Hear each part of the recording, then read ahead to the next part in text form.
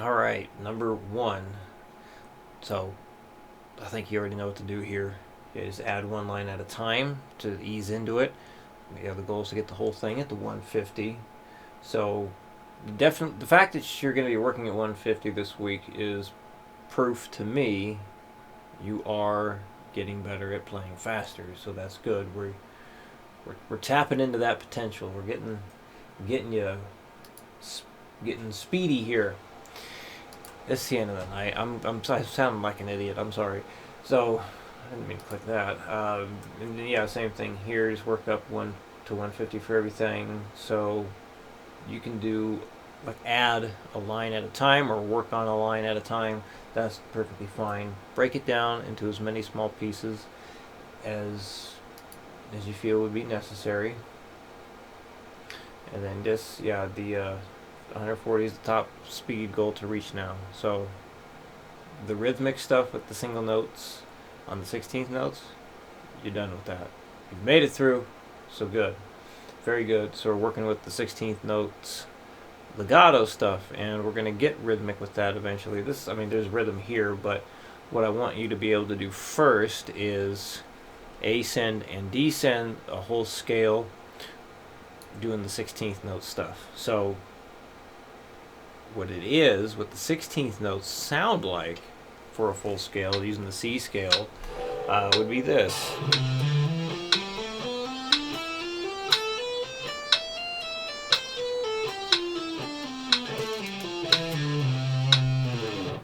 So that's what was tabbed out originally, and because you were seeing it as more of a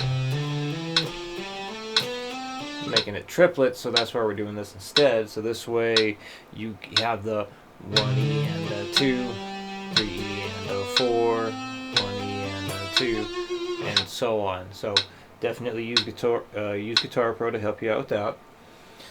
And number 4 here, hopefully I remember to attach this.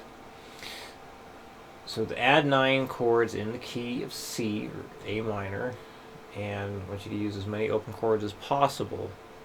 So remember the chords you're going to start with. You have that C chord, D minor, E minor, F major, G major, A minor, B diminished. So the PDF explains, obviously, what an add 9 is. But basically, the easiest way is look for an octave of the root note and raise it up to the next note in key.